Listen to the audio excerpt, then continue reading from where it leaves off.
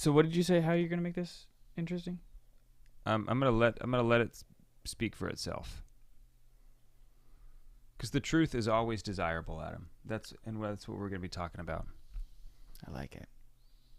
And even if it doesn't work out, I'm gonna really like this whiskey. So I'm just gonna say I'm gonna have to talk to Deacon Garlic. Like, look, you need to stop posting. You need to stop tweeting as much, or I'm gonna have to like unsubscribe, or I don't know what it is. I have him on like the alerts, so I get push notifications, like because I want to see his posts. But I'm here to take it off. to give you the assurance can't keep up. that Wearing me I out. have not forgotten It's you. killing me, bro. If we want to They're all see the good. new evangelization become more than just jargon, if we want to see Can I it grow open this? legs and Yes. gain traction and change the world, we have got to take seriously our responsibilities as husbands and fathers, and especially as sons of God. I want to propose to you then that something that our world is desperately in need of in the midst of this crisis is Catholic Christian masculinity. If you want to be a good father, then bring your children to confession with you.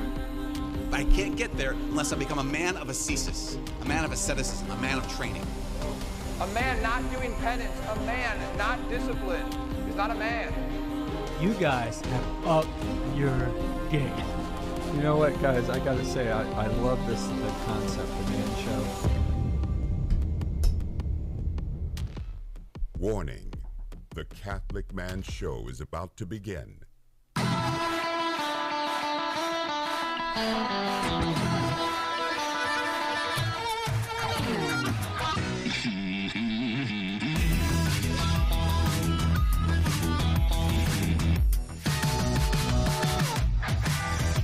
welcome to the Catholic Man Show. We're on the Lord's team, the winning side. So raise your glass. We're drinking Lefroy tonight, y'all. The new one. I cannot wait. The Carches, 2023 Carches, the White Port, and Madeira. When you look at it, it looks like it would be pronounced Caradias, but it's It's Carches. Gaelic. Yeah. So Which means, they're like it doesn't make sense. but no, what It it means means. friendship. Yeah. It's Carchus. Is like the word like a car chase is how it was explained to us a while back. Right. Carchus. So this is the first one. So they recently had the master distiller from, I don't know, like 2008 or something like that. John Campbell, he's retired. Okay. So there's a new master distiller, Barry McAffers. And this is his first release I don't know of anybody Carches. I don't know anybody named Barry. Do you know any Barrys? Besides Mr. White? I mean, obviously besides him. Sanders. And if you're Juan, he's also thinking of the Flash, and not him either. I know Barry Sanders. You do know Barry Sanders. Do you know Barry Sanders? And I'm not. I mean, like personally. I mean, like don't know. No, but I don't really think about that. It's just like, it's not an unusual name. It's just not very common. So we're gonna drink this Carches. It's again aged in white port and Madeira. Which that is also not very common. No, white port. So I'm excited because I think it's going to be sweet. I don't even know what white port is. Well, you know what port is? I know what port is, but all the port I've ever had has been red. two things. Delicious and red. But this one I think is just used with that was not rehearsed. Green grapes. You just knew what I was going to say. Yeah, absolutely. Delicious and red. Yeah. So I'm really excited about it because I have a feeling that it's going to have some sweetness to it because port is sweet. Madeira wine is a sweeter wine. Uh-huh. Or like, it's like, kind of like a brandy with little, okay, a little sweeter. All right. So we're on the Lord's team. The winning side. So raise your glass. Cheers to Jesus. Cheers. So on the nose. The nose to me is like, it smells like Lefroy. Yeah, but it has a little bit of like a ginger smell, some lemon. Really? And it's the natural or the characteristics of Lefroy that you get. Yeah, it's what you would expect. Band-Aid, on the nose. ash. And when you open it up peat. and you pour it, you don't even have to get close to it to smell it, right? It's got that. But it has a little bit of like honey, characteristic lemon potency. Like almost like that delicious lemon cake that your Lady Pamela made the other day. Oh, by the way, shout out to my goddaughter. Mary, she had her first confession this week. That's right. She turned 7, she did it. And I was so proud of her. I asked her, I said, like, so what are you most excited about turning 7? And she goes, being able to be confirmed and receive the Holy Eucharist. Next question. Yeah, and I was just like, I love you so much. Good answer. Yes. It's almost like she's been trained. Yeah, almost like that's been rehearsed. So what did you think? I haven't tried it yet. Oh man, it's fantastic. So let me just say that usually, like for Laphroaig especially, whenever they do other things, very often I say it's good, but it's for me, I just don't like it as much as the 10. This one is better than the 10. This is definitely better. I second that. I do. Man, don't you? By the way, we have Juan here. I'm so sorry, Juan. I'm so sorry that I did not introduce you. I was so excited about the whiskey. Juan, when did you get here, bro? I almost started the whole episode out. I was like, "We're drinking Laphroaig." Like, it was like, nope, that is not temperate. Like, that is not prudent. It's not what we're here. Like, but it's so good though. There is a little bit. I get like a little bit of cherry in the background. I mean, it's definitely still Laphroaig, which I really like. Okay, if it didn't have all the characteristics that Laphroaig, if it's not on brand, then I would be disappointed. Okay, 52.3%. Oh, so it's stronger too. Yeah. I wonder if they did that 52.3. I wonder if they did that like 2.3 for like 2023. Maybe. Man, that is delicious. Yes. So this bottle probably runs a little bit a little over $100. Sure. Yeah. So very, very good. The Karchis is always more expensive. What I don't recommend is the Select, Laphroaig Select. Like, it's more expensive, and it's just, to me, it's just not as good. Okay.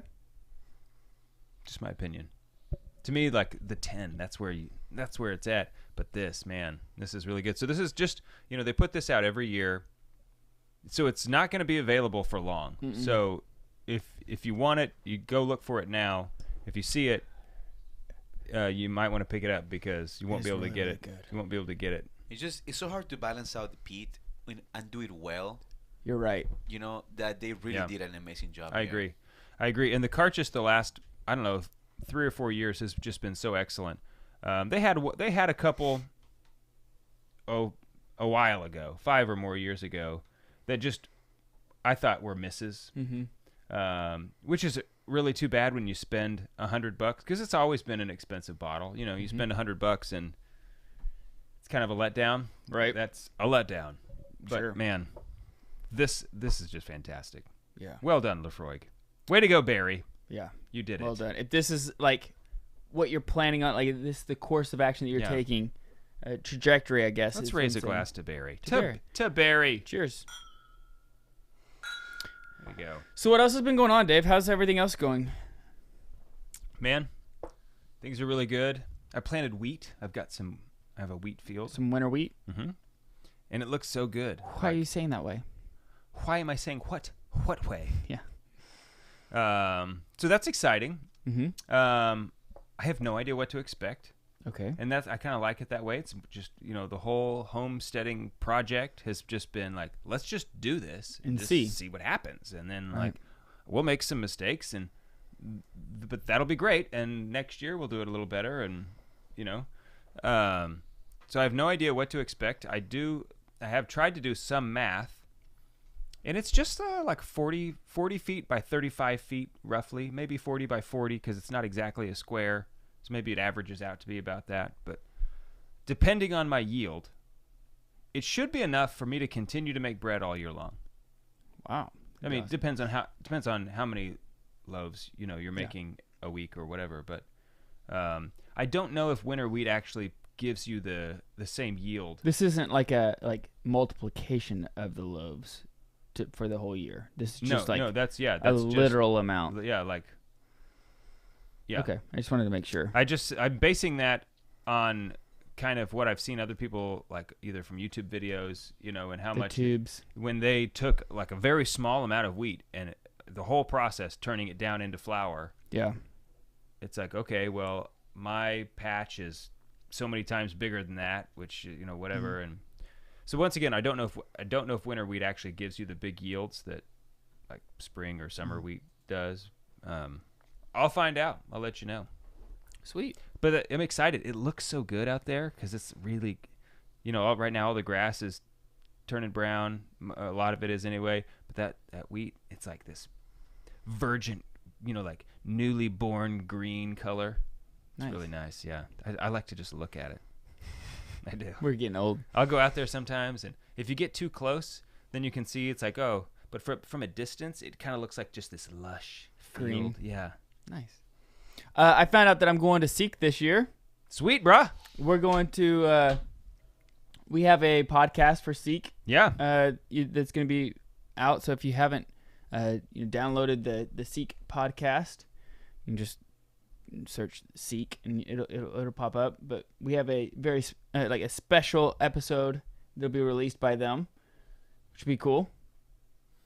And are you gonna tell why you're going, or are you gonna save it? Are you gonna save why you're gonna save why you're going? I'm gonna Okay. save it. But I'm gonna go. You're going, and there's the reason, but we're saving it. We're gonna save it.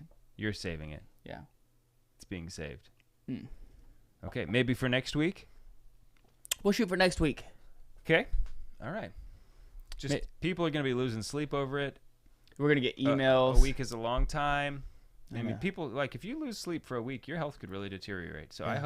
I hope like nobody ends up in the hospital or worse because of your selfish decision here today, Adam. But you know, we'll see. It'll all square up in the end. Maybe a little extra purgatory, but hey, that's on you. That's your decision. yeah. You're a grown man. You make him. You make him yourself. Make your own decisions. Yeah. Thanks for bringing this bottle of whiskey. It's delicious. Yeah. Speaking of good decisions. Yeah, that was a good decision. So what are we talking about tonight? We're gonna be talking about the 3 loves, 3 appetites. Because a lot of times they say actually 4 loves. Correct. We're not talking about those kinds of loves. We're talking about a more fundamental. Like, we're gonna be establishing the metaphysical foundation of love today. Ooh. Talking about Barry White. Yeah. I thought we were just going to go on the bottle the whole night. Would be a good episode. We could have. It really is. Yeah, fantastic. it is so good. So good. I might just do it again for my baby bottle. I liked it that much. Well, you better go to Park Hill because there's only when I got there's probably not anymore. When I got there's only 4 bottles and I got one of them. That is an encore for sure. And it was not at Park Hill South. Because I did look the last time I was there. Yeah, whenever I'm driving, if I ever drive by Park Hill, or like on the highway, I'll sometimes get off just to go like load up on stuff over there. You used to make fun of me all the time for doing stuff like that. No, I didn't. Like stop off at different. No, I would make fun of you for like randomly. I'm talking about this is a place I know always has good stuff. You'd be like, hey, let's stop and just go in this hole-in-the-wall liquor store. Or like we're traveling through some small town. We're like, let's see what they got. You know small town liquor stores never have anything. You never know. You're right. I don't know. Until you go. I don't know all the time, but 99. It's a good stop. 0.9% of the time. It's a good stop. Yeah. That's what I made fun of. Welcome back to the Catholic Man Show. I'm David Niles. Here with Adam Minahan, Juan Posada on the buttons. And once again, when we say that he's on the buttons, we don't mean that he's literally on the buttons. It's a figure of speech. Not that anybody actually thought that. Some people, I just worry that some people were thinking that. Yeah. So I just occasionally like to remind them, new listeners. Apparently we're on the St. Louis Catholic Radio. Yeah, I don't know how they're doing that. I don't either, but I can't. Apparently we they are. might be like pirating our stuff or something to put it on Catholic But after Radio. this episode, maybe we'll be back off. Yeah, who knows? I don't know. It's kind of funny to think about like pirating stuff for Jesus, you know? I guess he works in mysterious ways. I mean, we don't charge for it anyway. No, it's not like it would be pirating. Yeah. but we're not sending it to them, so I don't know how they're getting it. Yeah. You know. But shout out to you guys for creativity. Way to go! Yeah, you guys obviously are good at computer hacking or something, and. Hey, and we need Catholics that are good at that. we need a patron saint of computer hacking, right? I suppose. I don't know. There could be good hackers, right? They're the white guys like CIA. You could they're the white hat hackers, is what. Yeah, white hats. Yeah, sure, whatever that is. I know nothing about hacking, so that may be apparent. Maybe apparent in my converse about it. So. Anyway, before we move on to the episode, anything else that you asked me what's up? Is there anything up with you? Well, I mean, I did give away your daughter receiving first confession. Yeah. Did you ask her what she said? No. Good.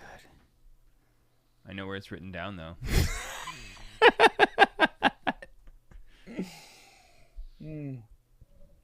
But no, I did. How did you help her prepare? Well, honestly, Pamela does most of the preparation just as part of the homeschool. But, like at dinner, mostly at meals, we'll talk a lot about it. And part of the preparation, I think, is also informal about just having a culture of, as a family, going to confession, which I'm not as good as I'd like to be as a family, right? But we do. I mean, it's still a regular thing for us to all go, and, they wait and see mom and dad go, and so I think that I don't think gets talked about enough how important that is, in establishing and like making that part of your sacramental prep is having the sacraments be a part of regular family life.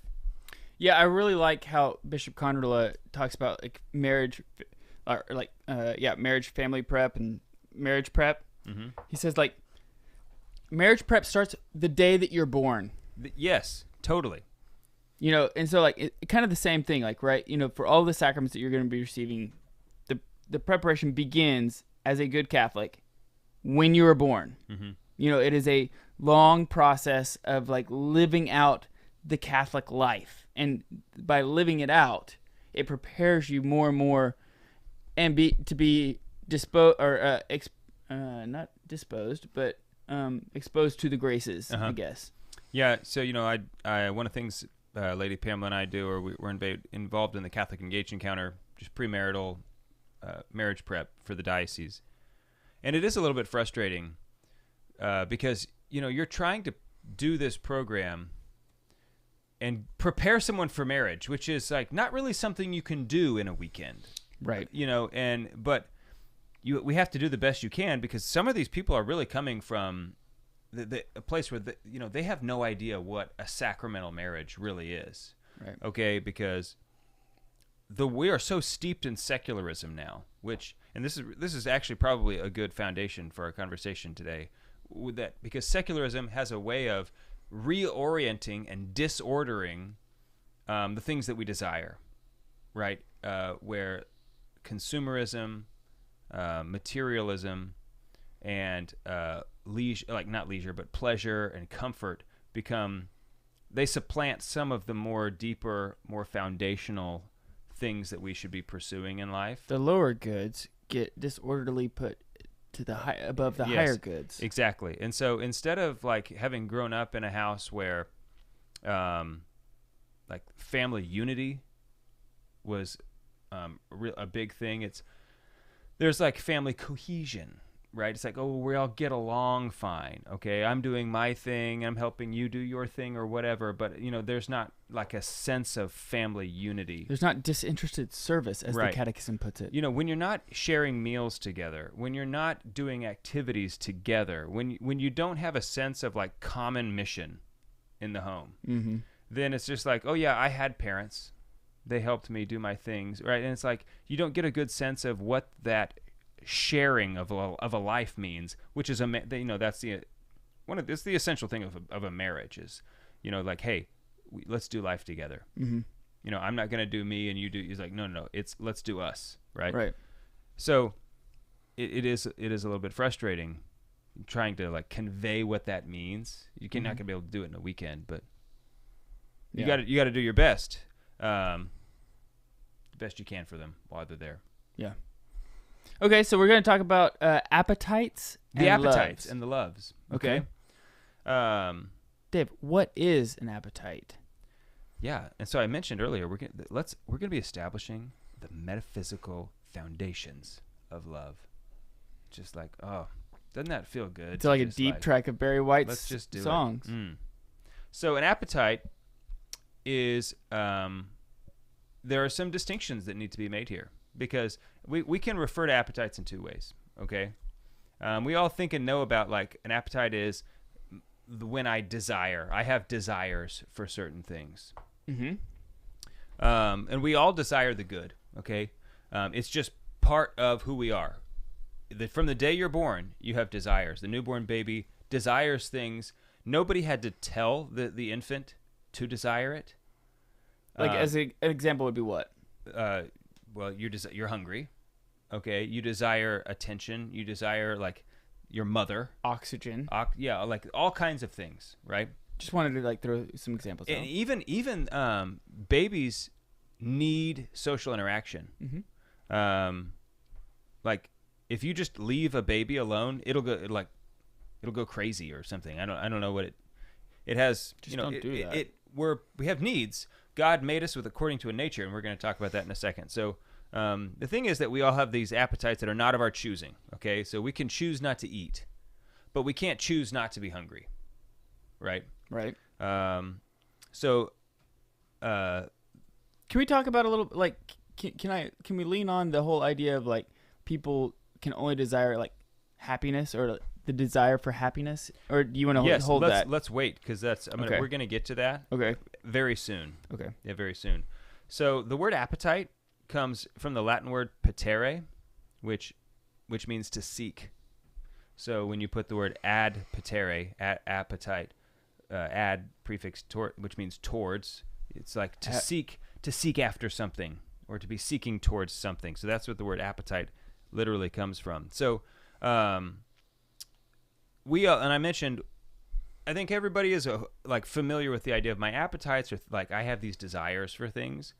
But St. Thomas Aquinas uses it in a different way as well. So he also refers to the appetites as to name the desiring powers in general, okay, as opposed to the desire itself.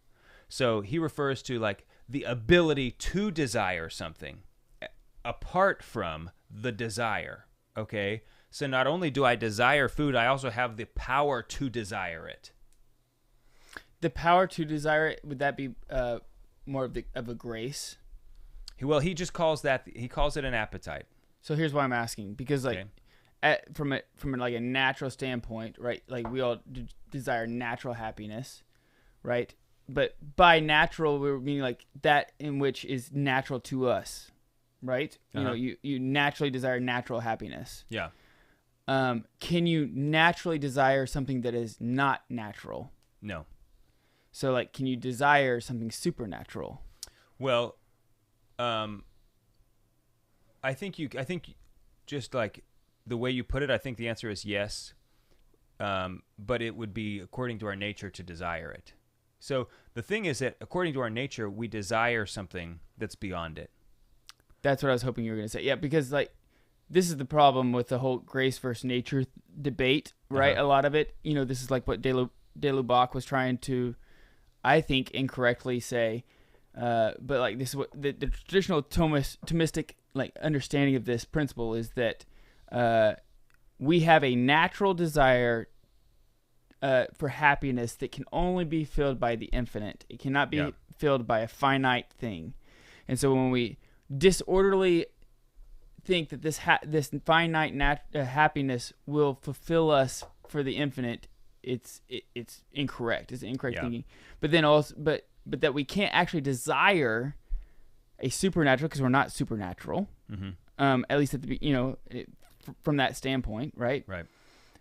But the infused grace that we receive at baptism and things of that nature will elevate us to desire that which we are made for. Yeah, and I don't know.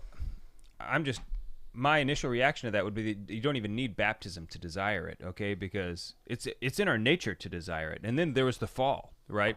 It's because of our great fall that we lost something this relationship with the infinite, and obviously we were made for him, right? And so there's even naturally something in us that's desiring this infinite good. And so, but let's talk about that more here in a second. We're about to run into a break anyway. I just want to make the point, because sometimes when you're reading Thomas, he refers to as an appetite these two things, and it can be confusing if you don't realize that he's distinguishing between the ability and the power to desire something, right, apart from it's a graced desire from the desire itself. Right. It's a graced desire, I think is what he sure, says. but I just mean even at a natural level, right? You're right, but it's just you got to know that there's two things there. We'll talk more about it on the other side of the break.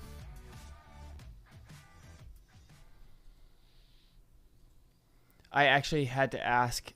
I texted Dr. Aaron Henderson that question today, because when you said this is what we're going to be talking about, I started looking into it. I was like, okay, well, how does this work? How does this work where a natural person desires something that which is not of his nature? Because that's very different than what the natural appetites, which Aquinas talks about here in the natural realm, right? Yeah. Like the deer does not desire to do anything but deer. Yeah. Yeah, but he's not ordered towards infinity the way we are. Right.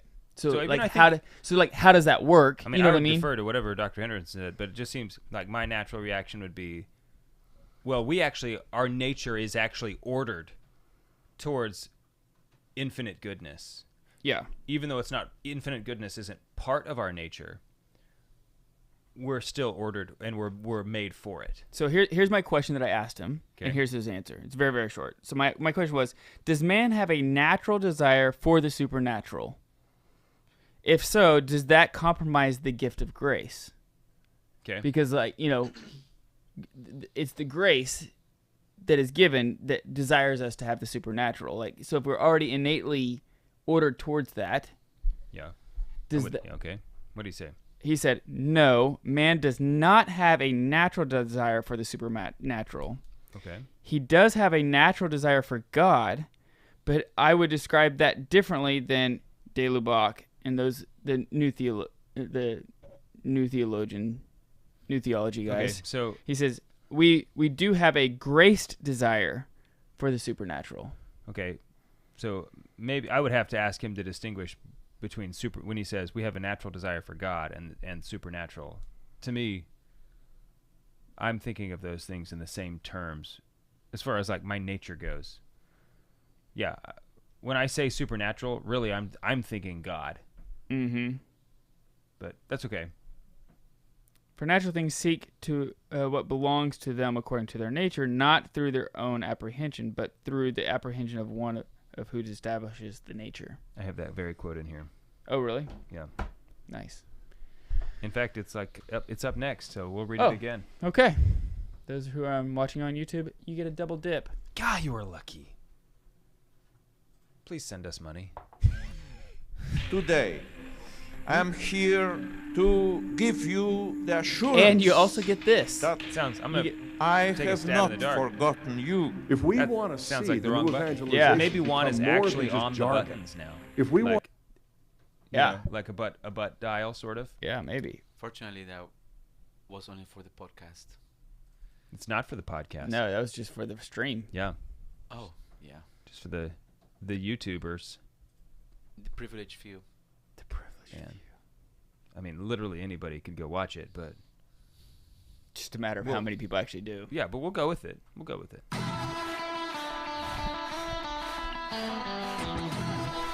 Welcome back to the Catholic Man Show.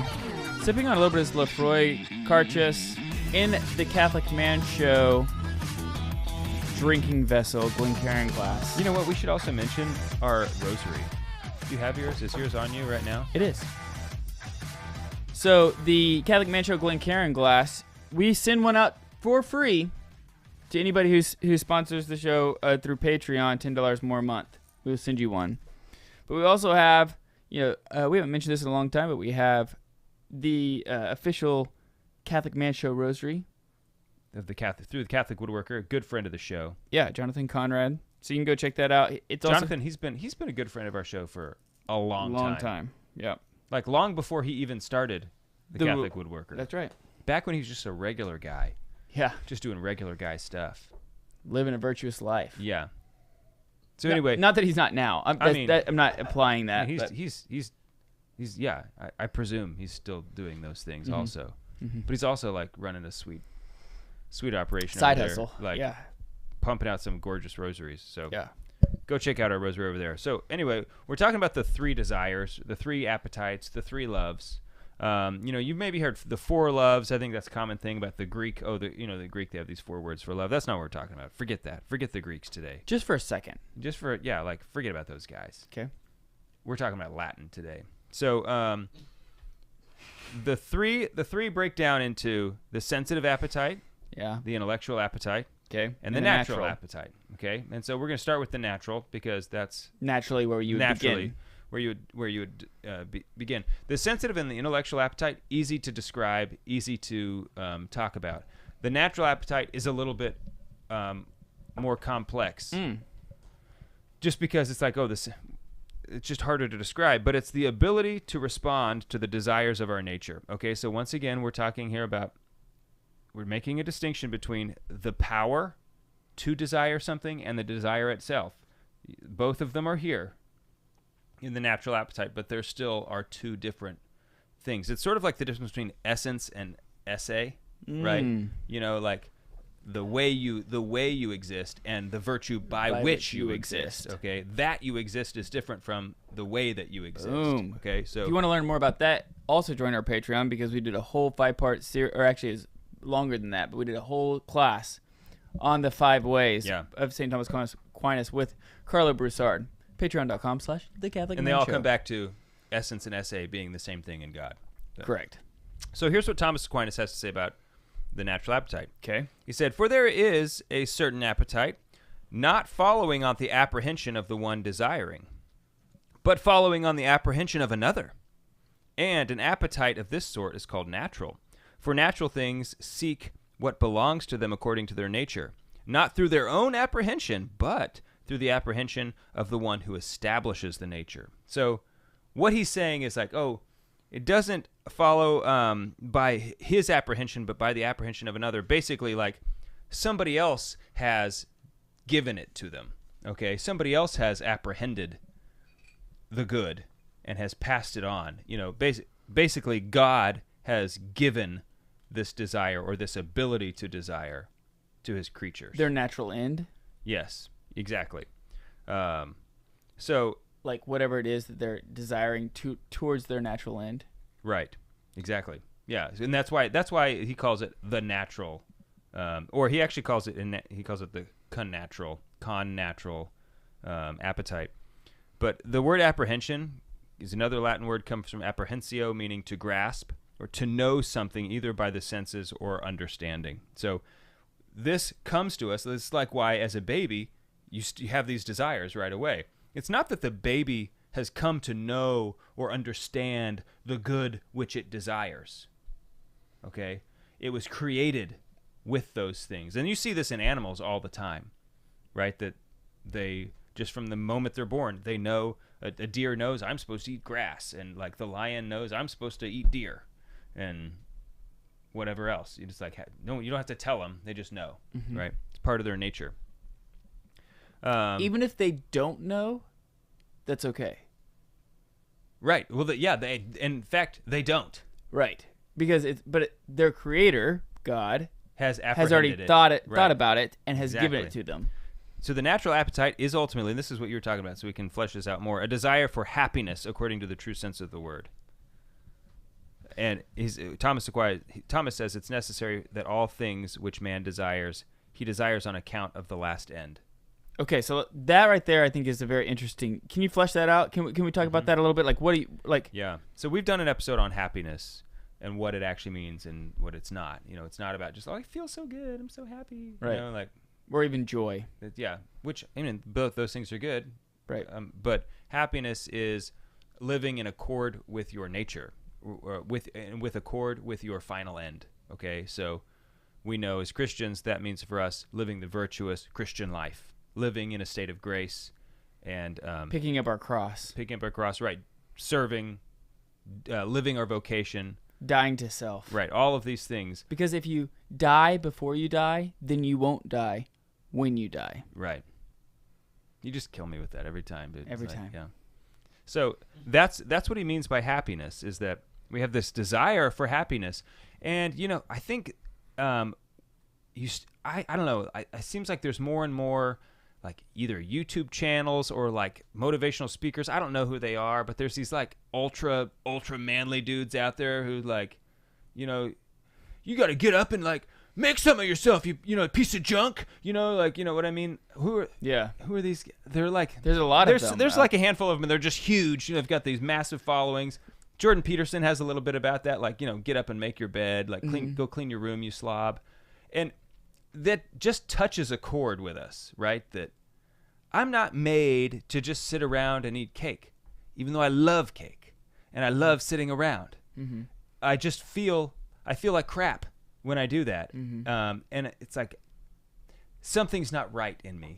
Yeah. And the days I work hard and do the things I don't want to do, those are the days that like, wow, I have this deep sense of satisfaction and personal fulfillment. Yeah, and I think that those group of men, like, it's like they have a little sliver of truth, and they're really running with that truth, right? Sure. This whole idea of almost like stoicism. Mm-hmm. It's discipline. It's very stoic, yeah. But where they're missing is the Christian aspect of understanding. Like, no, this is out of love. Yeah, totally, absolutely. I mean, yeah, they're pursuing natural virtue. Like a very strong natural virtue, which is good, but it's not the best. Right. I mean, it builds upon like your nature, like even natural virtues build upon your nature, which is good. Mm-hmm. But they're missing like no, we're doing this because we desire our end, namely for the love of our Lord. Yeah. So I think we should mention a lot of what we're pulling from comes from this book, The Passion of Love, in the Summa Theologiae by Thomas Aquinas. That's the subtitle, written by Daniel Joseph Gordon, which is a good book. I just want to make sure this, because I'll be it's put out by Catholic University of America Press. And I'm quoting from a lot CUA of Press. from this book, so I wanted to make sure to mention that. The foreword's by Father Dominic Legg, the good Dominican. Yeah, has a little blurb by Father Thomas Joseph White, another stud Dominican. I also found a YouTube video by Father Gregory Pine that in 7 minutes sums up this entire thing very beautifully. Like, so what the heck are we doing? I feel terrible. Like, it's like, dang it, Father Pine, why are you so awesome at everything? And he does it like with this great smile and anyway. Great beard. No, not in this video. All right. No, this is a bearded Pine. All right. So one of the things Daniel says in like summing up this part up is that the first love is thus a love not of our choosing. It's our desire for happiness, for a final and perfect rest of the will that yearns for nothing more, a rest of the will, and only the infinite can satisfy this hunger. Right. So that we are naturally ordered towards God, like what we were talking about earlier. So that's the natural appetite. Okay. And it's going to be different for different, animals, different creatures. But all humanity shares this natural appetite, which is going to be different for some of the other appetites. Okay. The next one is the sensitive appetite. So once again, this is a passive power. It's an ability to be acted upon by something that provokes a particular emotion or response. Once again, we have the desire, which is apart from the ability to have the desire. It's also a desire for the good, which we come to apprehend through our senses. And I think this is the most common way that we think about it. It's almost like the concupiscible appetite. Yeah, it is. That's part. The concupiscible appetite is part of the sensitive power. Okay. Sensitive appetite. Okay, so like you see the chocolate cake on the table, and this is the concupiscible appetite, and you have the desire, you recognize and know something is good, and you recognize it and know it through the senses. Mm-hmm. Okay, so this would not be the same thing as like justice. Okay, you can recognize justice as a good, but you don't come to know justice by seeing it, smelling it, touching it, tasting it, holding it. Okay? There can be a visceral response to justice only after you come to know it intellectually.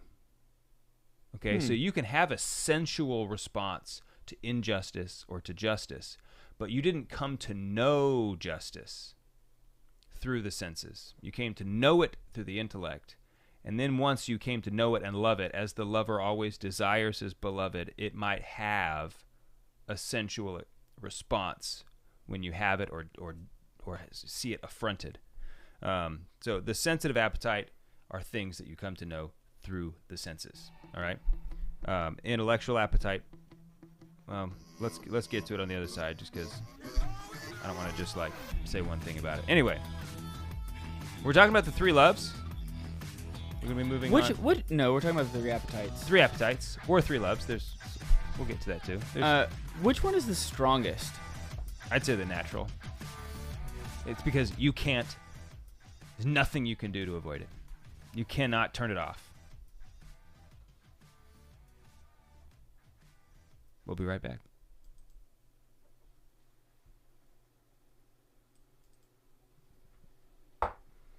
What say you? I think you're right. Depends on what you mean by strongest. But I think like it's also the basest. You know, the strongest. I guess like what you desire the most. You cannot not be hungry. You cannot decide not to be hungry. You can pervert your intellect into like desiring bad things. Right.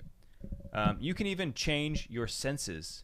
You know, like if you just eat sugar all the time. You know, you get to the point where the sweet things don't taste sweet anymore. Right. And so, you know, you can no longer recognize the good when you see it. Yeah, with the I mean, senses. I guess which one causes? I guess a better question is which one do you think has the most pleasure? Oh well, that would obviously be the sensitive appetite. The sensitive appetite is. I don't think so. I think it would be the intellect. The intellectual appetite. Actually, yeah, I think. I know. Well, when you say pleasure, you're not just talking about physical pleasure. No. Yeah. I think you have to make sure to distinguish that because most people, when they hear pleasure, they're gonna think. Yeah, but I think the sensitive appetites is that of the lower goods, and the intellectual appetites are that dealing with of the higher goods. Yeah. And so I think that. So there's more intellectual happiness. appetites. Yeah, it depends on what you mean by pleasure, and I know that you can use it. I think just for in colloquial language, I would say intellectual appetite provides the most happiness. Sensitive appetite is where you get the pleasure, right? Because you like literally feel things, taste things. You know what I mean? I know that philosophers have used pleasure in a different way to, you know, that the intellectual appetite actually does. Or has the culture used it in a different way? Yeah. I think the culture actually has kind of abandoned a fuller understanding of it, yeah. You want to repeat that for later or? Yeah, we can sum it up. I don't know if that I don't know if that's worthy of saying or not. I think it's a good question. Let's come back to it after the episode because it's not on the podcast. But we've only got one segment left. One segment left, and like we don't have to get to all this, but I mean, we should definitely get to all 3 loves. We got to get to all 3 loves. Yeah. And once we get to the love part, we'll go quickly. We don't have to get to like that may be your experience. We don't have to get to like breaking it down into the concupiscible and the irascible appetites, but we'll just see where it goes.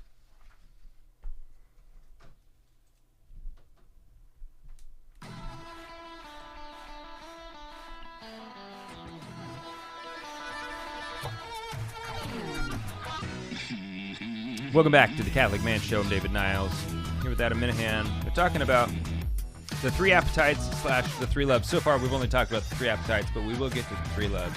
Actually, we've only talked about 2 appetites so far. So we talked about the sensitive appetite, and the intellectual appetite is the last one. So once again, this is there's a distinction to be made here. I know I'm sounding like a broken record, but there's the ability to to have the desire, and then there's the desire itself.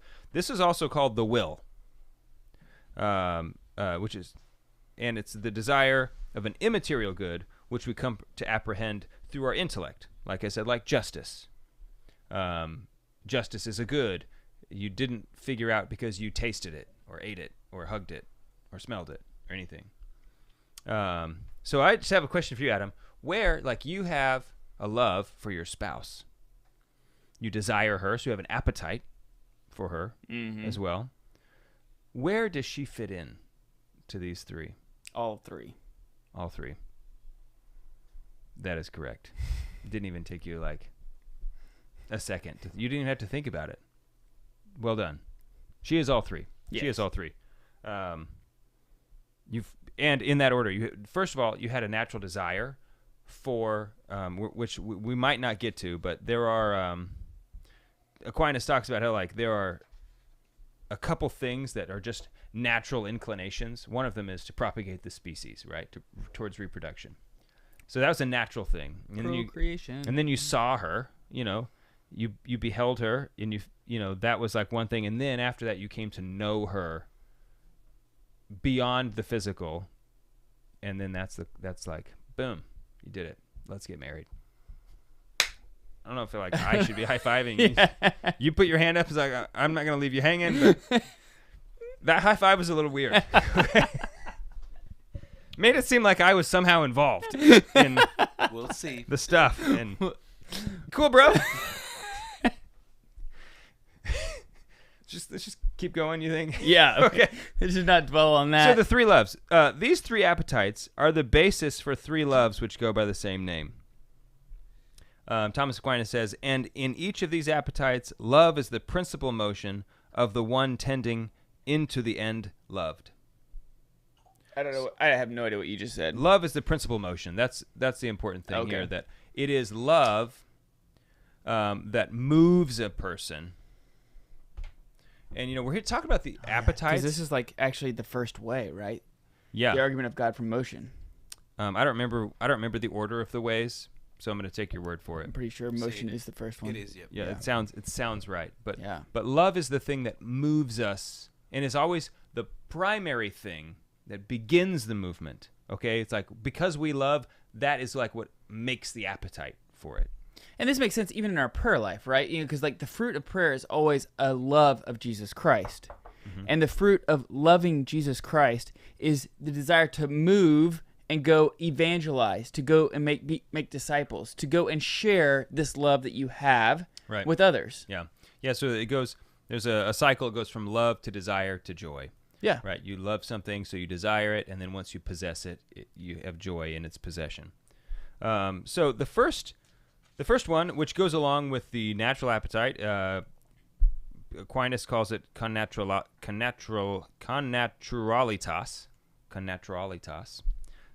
Natural love. That's Spanish for natural. Yeah. Natural love is not only in the power of the vegetal soul, but also in all the powers of the soul, and also in all the parts of the body, and universally in all things. So it's everything. It's everything. Everything is eros. Like, I feel like if Deacon Garlic was there, he'd be like, I told you guys. Been making fun of me with all the eros stuff.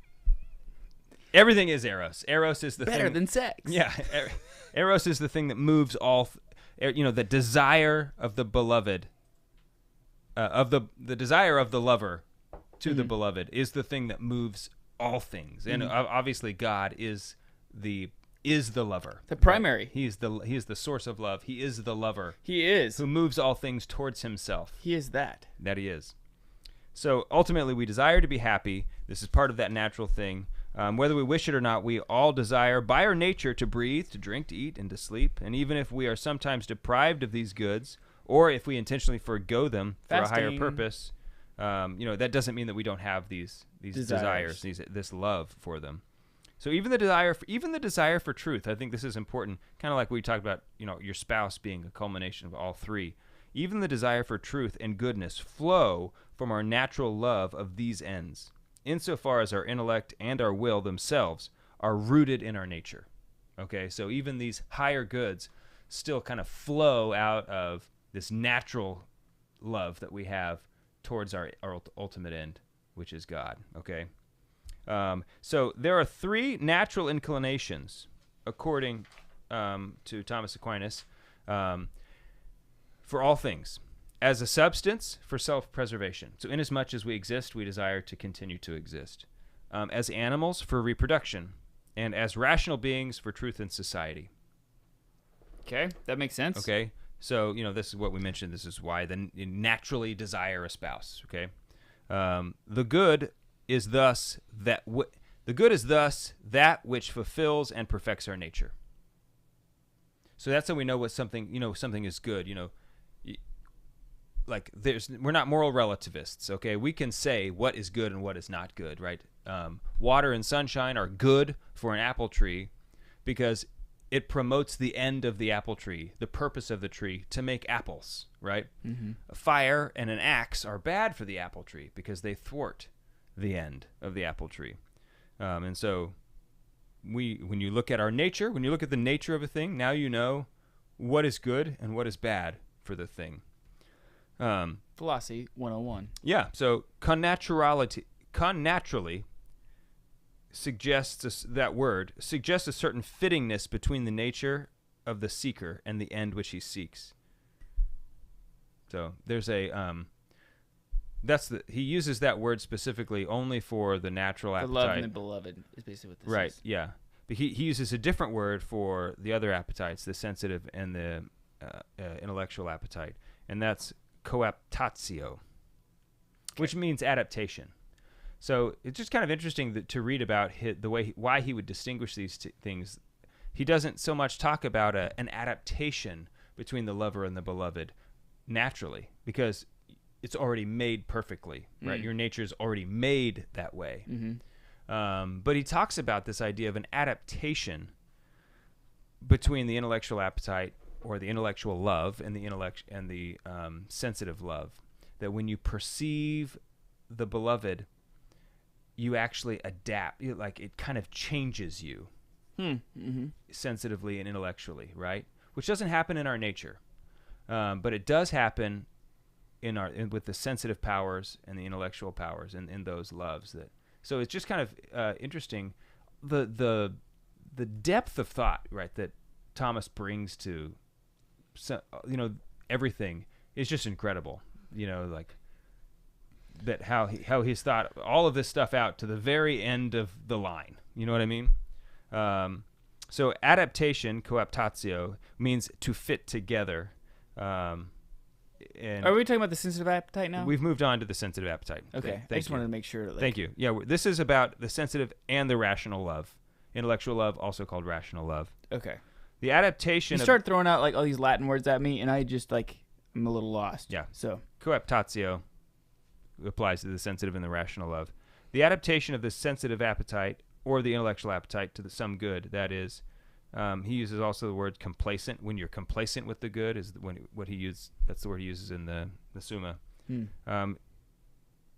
That is it's a fitting word to use for these two. He uses this word to describe, and it implies complementarity between the two, that which is loved and the lover. If you don't like chocolate cake, then there's no complementarity. Some people don't like chocolate, and I think they're probably going to hell. Wow. I mean, chocolate cake. It's you don't like chocolate cake? I don't know, man. You got to do some soul searching. Okay. Probably you need a spiritual director. Maybe an exorcism would be better. I don't know. Wow.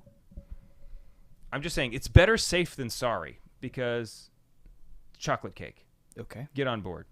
But some people don't like that, and there isn't a complementarity there. So there is no love in that situation. But if you know your end, namely God, and you're made for that, there is a complementary. So yeah, that's the whole point. But that would be part of the natural thing, and there's no adaptation. There's no coaptatio there.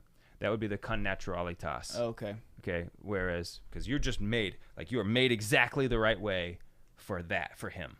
Okay. He made you exactly for him. Whereas, when I started drinking coffee, I didn't like it. But I have now adapted to, now I like coffee. I drink it every day. So there was a coaptatio there between me and coffee. Okay. If that's a good enough analogy. So we've got a few minutes. Let's. You want to talk about? We have less than 2 minutes. Concupiscible and irascible. Sure. You have any questions? You want to get into that? I don't think so. Okay. So there is a division between the sensate or the sensitive love. It can be broken down into concupiscible appetites and the irascible appetites. So there's a lot of appetites that are going on here. But we're just talking about the And senses. I'm not even hungry right now. Yeah, I am a little thirsty though. Yeah. So the sensitive love is the concupiscible appetite, which is opposed to the irascible appetite, and it belongs to the. So what does that mean? The concupiscible appetite is when we desire something, when we desire a good absolutely, and not with respect to how hard it is to achieve the good, right? So you see a chocolate chip cookie and you desire the chocolate chip cookie. That's the concupiscible appetite. Now, if that chocolate chip cookie was locked in a tower guarded by like torches and like a moat with alligators in it, now we're talking about the irascible appetite because it's an arduous good to attain. Okay, so concupiscible appetite desires the cookie just because, oh, it's a cookie, here it is. Like, yes. The irascible appetite seeks the good through because it's arduous. We'll talk about more after the episode. We're on the Lord's team. The winning side. So raise your glass. Cheers.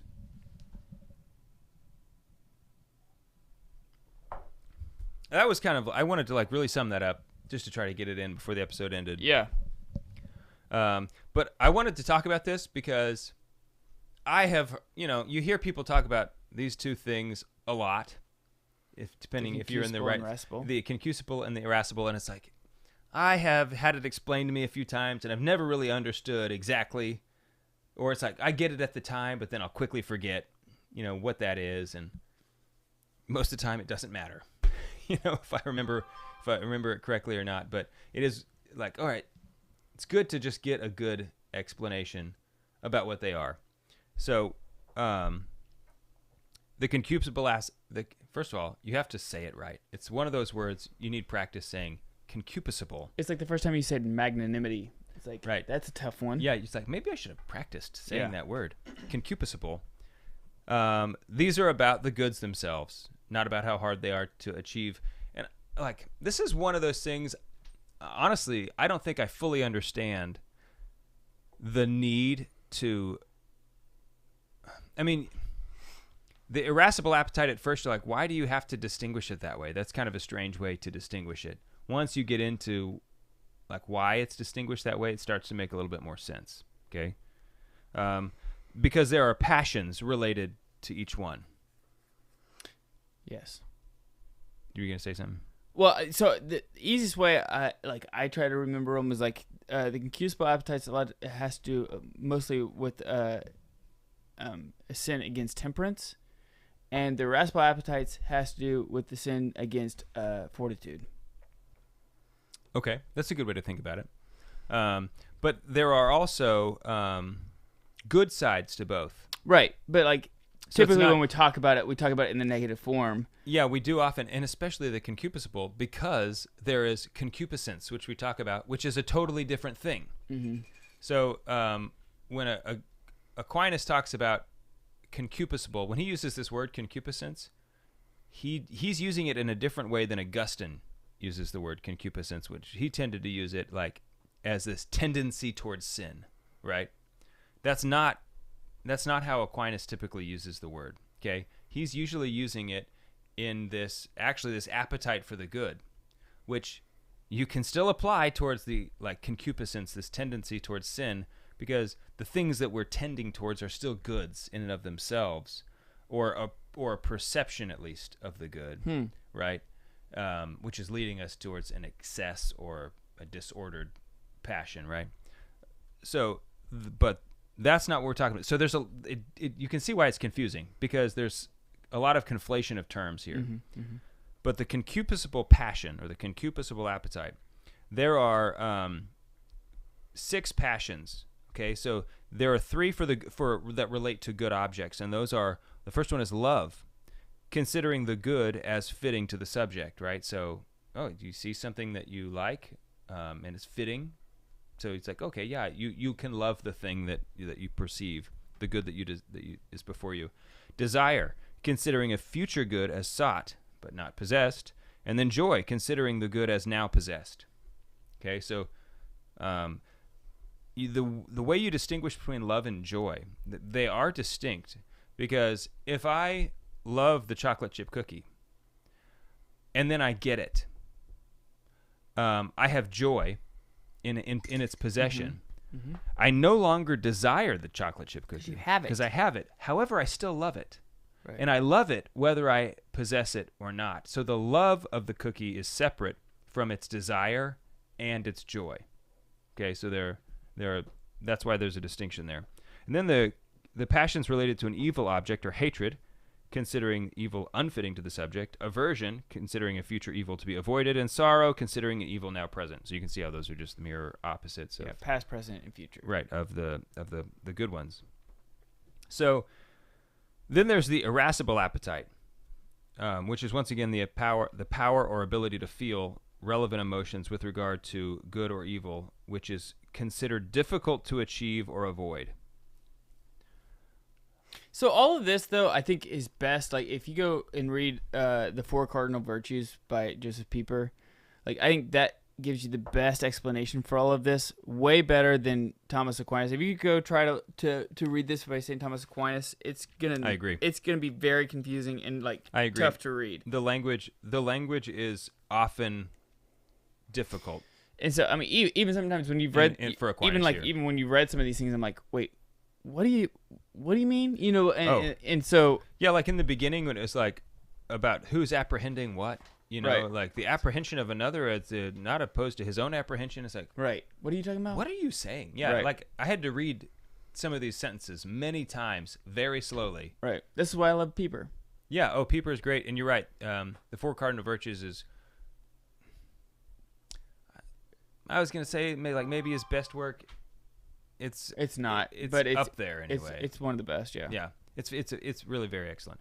But it's also you have to read a book. You have to read a whole book. I mean, to understand it. So we're just trying to get it out now. So the irascible appetite is goods that are considered either hard to attain or evils that are hard to avoid. And so there are some really important passions that come out here. And Father Gregory Pine, he used this example of that I'm going to just rip off from him because I thought it was very good. Like, imagine the passions are this river, okay, and it's kind of winding and it's a little unruly and it's like going through, right? And it has the tendency to flood into town and destroy stuff, but it also is really good for generating electric power and food and there's a lot of transportation, all kinds of things that like the river is really essential for. Mm-hmm. And so it's not that it's bad. The passions are not bad. What we need to avoid is unruly passions. Okay, this is why the virtuous life is so important, because the virtue is what guides and masters those passions and focuses them into the energy, like the channels of energy that God made them for, right? And so, you can imagine building dikes or dams or things to help control and manage the river, and those are like the virtues. And so, like, we shouldn't shun the passions, which I think there's sometimes a tendency to do, like, oh, what's this Stoicism? Yeah, it is.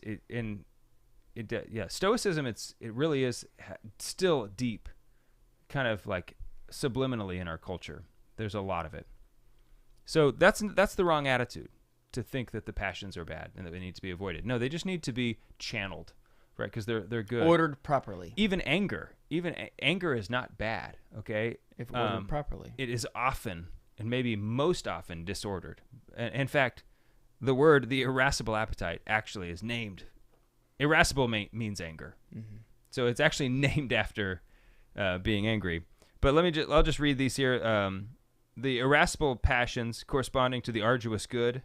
There's their hope in face of an arduous future, a future good that one deems possible to attain, and then despair in the face of an arduous future good that one deems impossible to attain. And then the irascible passions corresponding to an arduous evil, or fear in the face of an arduous future evil that one shrinks from, and daring I would have said courage.